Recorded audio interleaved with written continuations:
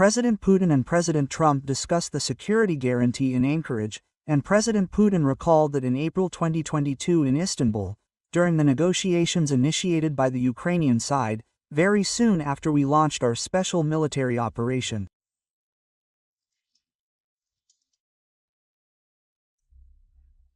During these negotiations in April 2022, the Ukrainian delegation presented the draft principles for reaching an agreement on ending the war.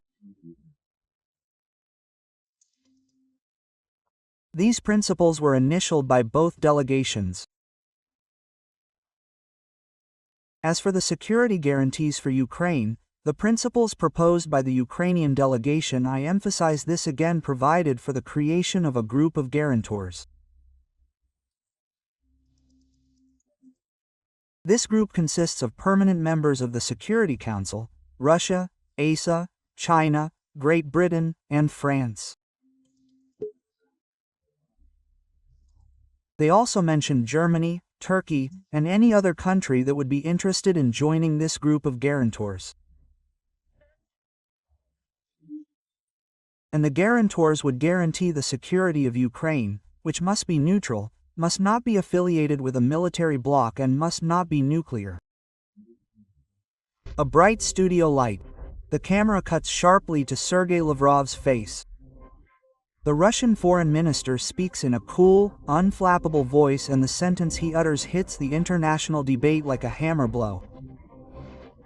Vladimir Putin cannot sign a peace agreement with Volodymyr Zelensky because Moscow considers him illegitimate. This sentence was uttered on August 24, 2025, on NBC's U.S. program Meet the Press, one of the most important political talk shows in the United States. Lavrov did not choose just any place, but the biggest stage imaginable for a global message, U.S. television on Ukrainian Independence Day, while the world eagerly awaited signs of a possible easing of tension in the Ukrainian war. This dramaturgy alone suggests that these were not spontaneous words but a deliberately placed message from the heart of the Kremlin. The timing was no coincidence, the choice of words was not casual.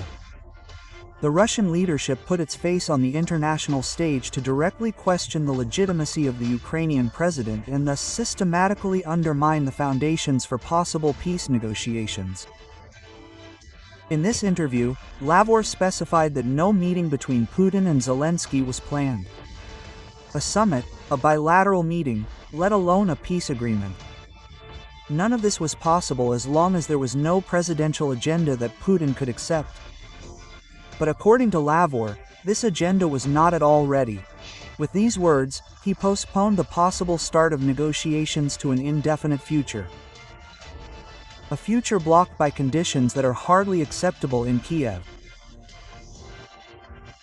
Ukraine's renunciation of NATO membership, the discussion of territorial issues, and the repeal of laws that, according to Russia, disadvantage the Russian language. Three demands that act like heavy anchors and force any movement towards peace to a standstill. The force of these demands lies in their impossibility. A NATO withdrawal would deprive Ukraine of the security policy perspective it has been working towards for years, especially in the face of Russian aggression. From Moscow's perspective, the discussion on territorial issues means nothing more than renegotiating Crimea, Donetsk, Luhansk, Zaporizhia, Kiev and Kherson regions that Russia has claimed or annexed but which, according to international law, belong to Ukraine.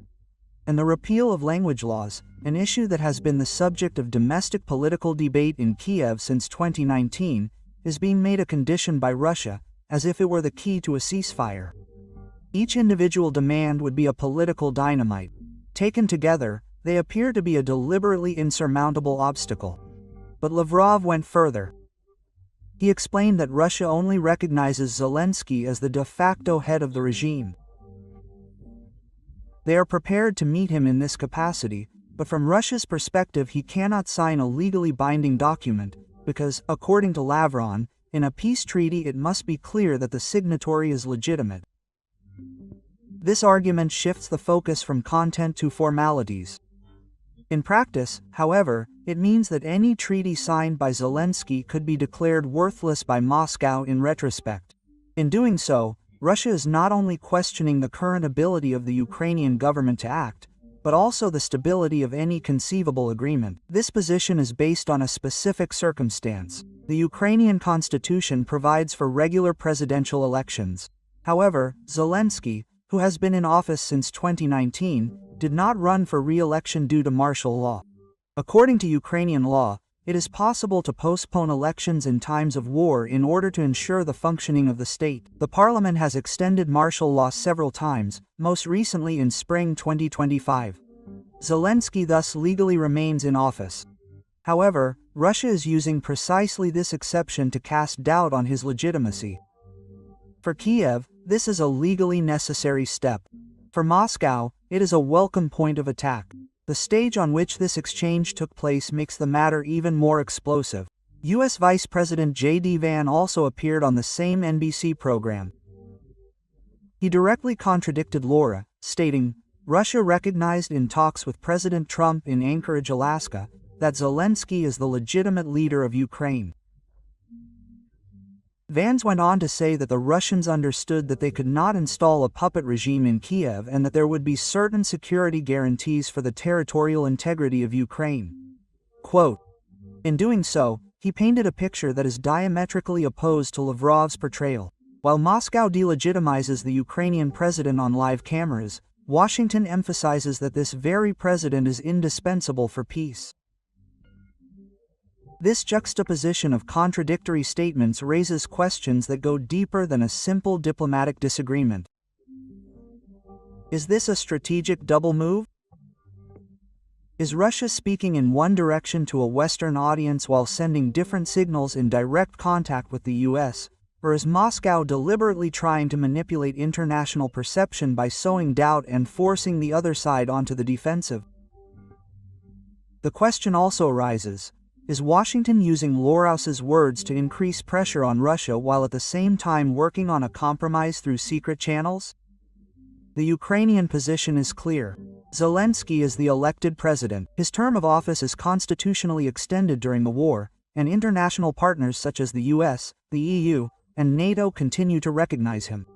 No one officially doubts his legitimacy. However, the Russian move could drive a wedge, not only between Moscow and Kiev, but also between Western states, which have to ask themselves how resilient peace negotiations are if one side labels the negotiating partner as illegitimate from the outset. Historically, the question of the legitimacy of leaders in times of war is by no means new. In previous conflicts, major powers have used doubts about the legitimacy of governments to delay or torpedo peace processes in Vietnam, Afghanistan, and Iraq. Time and again, the question arose as to who to negotiate with and who has the right to sign an agreement. In the case of Ukraine, however, the situation is particularly delicate, since it is not a question of a transitional government or a crumbling order, but of a president who is internationally recognized and democratically elected. The political staging of Laura's appearance is remarkable.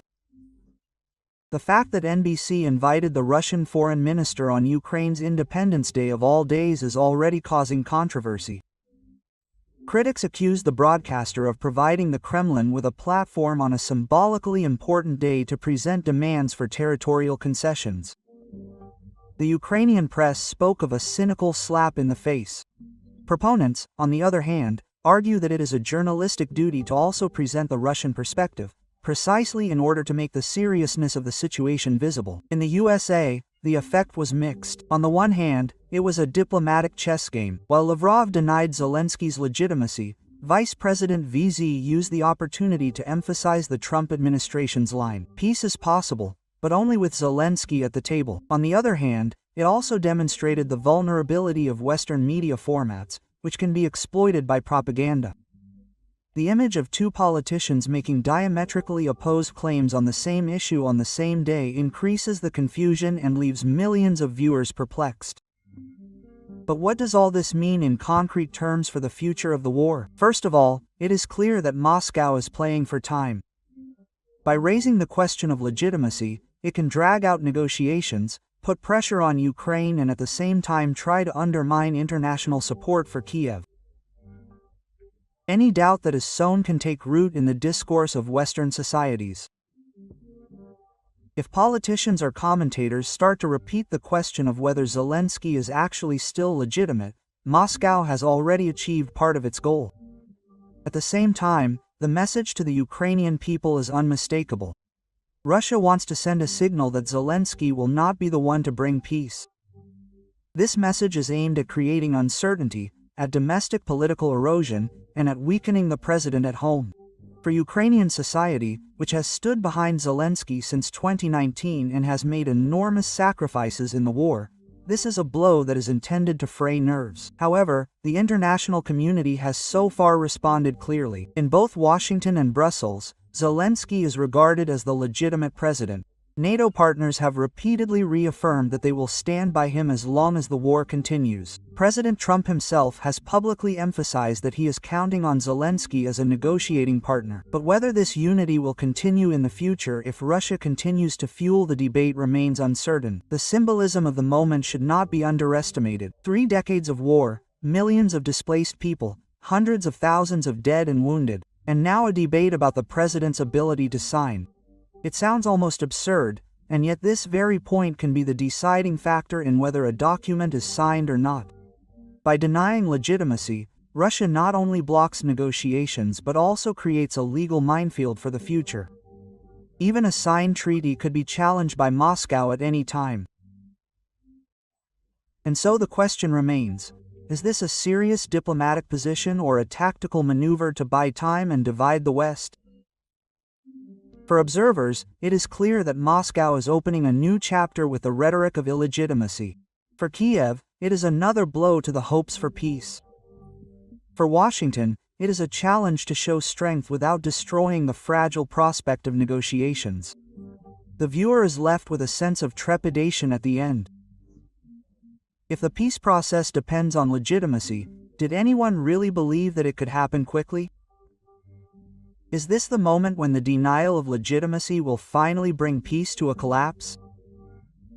Or is this just another shadow battle that will soon be overcome? Is this calculated, tactical, or bitter reality? Join the discussion, share your opinion, because in the end, public pressure will decide whether peace has any chance at all.